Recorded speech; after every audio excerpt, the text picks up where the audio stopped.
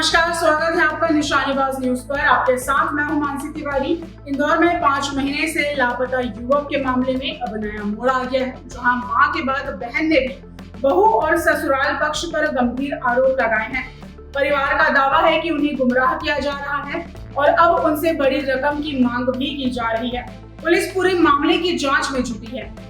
मामला इंदौर के बाणगंगा थाना क्षेत्र का है, जहां संदीप पाल नाम का युवक पिछले 5 महीनों से लापता है। परिवार के अनुसार संदीप की गुमशुदगी की रिपोर्ट उसकी बहन द्वारा थाने में दर्ज कराई गई थी, लेकिन अब तक उसका कोई सुराग नहीं लग सका है। पीड़ित मां दुर्गाबाई का आरोप है कि बेटे के लापता होने के बाद से ही बहू के व्यवहार में बदलाव आया है और वह लगातार यह कहकर परिवार को गुमराह कर रही है कि संदीप पर करोड़ों रुपए का कर्ज था और वह खुद ही कहीं चला गया। वहीं अब बहन वर्षा पाल ने भी बहू पर गंभीर आरोप लगाए हैं। वर्षा का दावा है कि भाभी उन्हें झूठे मामलों में फंसाने की कोशिश कर रही है और उनसे 70 लाख रुपए की मांग की जा रही है। वर्षा ने यह भी कहा कि इस मांग की रिकॉर्डिंग उनके पास मौजूद है। परिवार का आरोप है कि पहले उनके भाई को गायब किया गया और अब उन्हें मानसिक रूप से परेशान किया जा रहा है।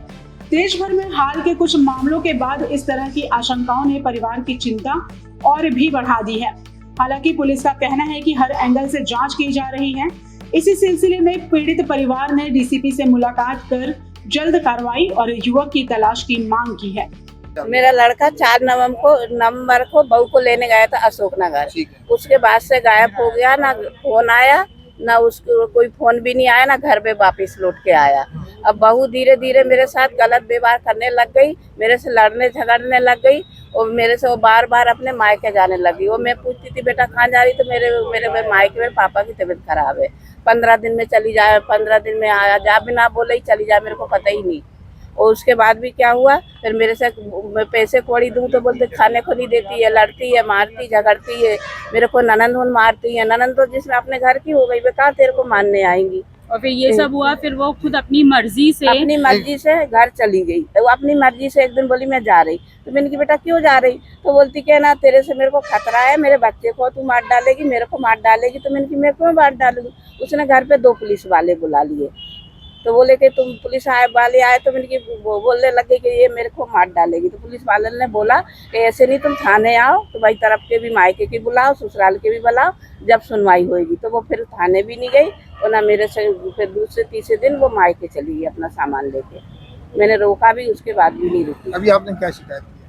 अभी हम यही सारी बातें बताकर आए हैं अंदर कि हम लोगों को इनसे क्या हुआ है कि वो अपनी मर्जी से मायके गई हैं, बट उन्होंने अशोकनगर में वन स्टॉप सॉल्यूशन पे हमारे ऊपर एक केस फाइल किया है, जिसके अंदर लिखा था कि मेरी नंदे, मेरे नंदोई, मेरी सास मुझे मारपीट के मुझे भगा दिया गया है, मेरा सामान फेंक दिया रोड पे। ये सारी मतलब वो उस आवेदन में लिखा गया था, लेकिन उसकी एक रिकॉर्डिंग हमारे पास है जिसमें उसने खुद बोला है कि मैं अपनी मर्जी से जा रही हूँ, मेरे फादर जो है वो बीमार है, जो कि उसने एग्जैक्ट हमको यहाँ पे भी बोली थी ये बात। अब क्या हुआ है, उन्होंने वहाँ वकील करा है, वहाँ पर सारी चीजें मतलब उन्होंने जो बोला सब गलत बोला। हमने यहाँ आवेदन लगाया कि जो वहाँ पे फेक एलिगेशन लगाए, प्लीज उसकी आप जांच करें, मतलब कि सही है या गलत है, और उसके प्रूफ हम भी देने के लिए तैयार है, हमारे पास भी है चीजें। क्योंकि रिश्तेदारों को कॉल करके उससे ये बोलती थी कि देखना मैं इनको फेक केस में फंसाऊंगी, इन लोगों से पैसा वसूलूंगी, ये करूंगी वो करूँ, और उसने एग्जैक्टली वही करा है। अब हम यही चाहते हैं कि बस हमारी जो भी रिक्वेस्ट है, हमारी माता जी का इस दुनिया में अब कोई नहीं है। बहू जा चुकी है, वो अपना पूरा सामान ले जा चुकी है, बच्चा ले जा चुकी है, सब कुछ गलत केस में फंसा चुकी है, वो लड़का चला गया, सारी प्रॉपर्टीज बिक चुकी है, कुछ भी नहीं है इनके पास। अब आप बताइए कि ये मतलब लगता है आपको कि यार ये क्या करेंगी, कहाँ से लाएंगी इतना पैसा।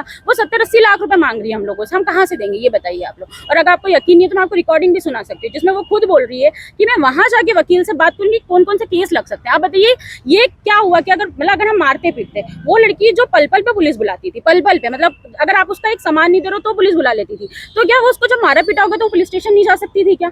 तो वो यहाँ से मार खा के अशोकनगर चली गई और बंदी अपना पूरा सामान पैक करके गई है, मतलब अपने सारे कपड़े लत्ते, बच्चों का पूरा सामान, बुक्स वगैरह सब कुछ लेके गई है। और वहां जाके उसने क्या बोल दिया कि मुझे मारते पीटते थे। तो 15 दिन बाद की बात है, तो हम पूछ रहे हैं कि भैया आप या तो सबूत कीजिए कि हमने आपको मारा है, पीटा है, और 15 दिन बाद आपने केस क्यों लगाया? आपको तुरंत लगाना चाहिए था। आज आप बेटे, आप अशोकनगर पहुंचे, आप तुरंत लगाइए हमारे ऊपर। और हमारी जो रिकॉर्डिंग, हम जब वन स्टॉप सॉल्यूशन गए थे वहां पे कोई कार्यवाही नहीं हुई, उन्होंने हमारी कोई बात नहीं सुनी। जब भी मैंने उनको बोला कि मैम हमारे पास प्रूफ है, हम आपको दे सकते हैं, उन्होंने मना कर दिया, साफ मना कर दिया। मैंने उनको सुनाने की कोशिश भी करी, उन्होंने मेरी एक नहीं सुनी और उन्हें बस ये बोल दिया कि आप जाइए, अगली डेट पे आइएगा। तो ये क्या चल रहा है हमारे प्रशासन में, बस ये पूछा जाता है। अभी हमने यहाँ पे सर को शिकायत की है, राजेश व्यास नाम सर है, हमने सिर्फ मम्मी को हमने सामने खड़ा करा था, उन्हें पूछा कि क्या हुआ, तो बस उन्होंने इतना ही कहा।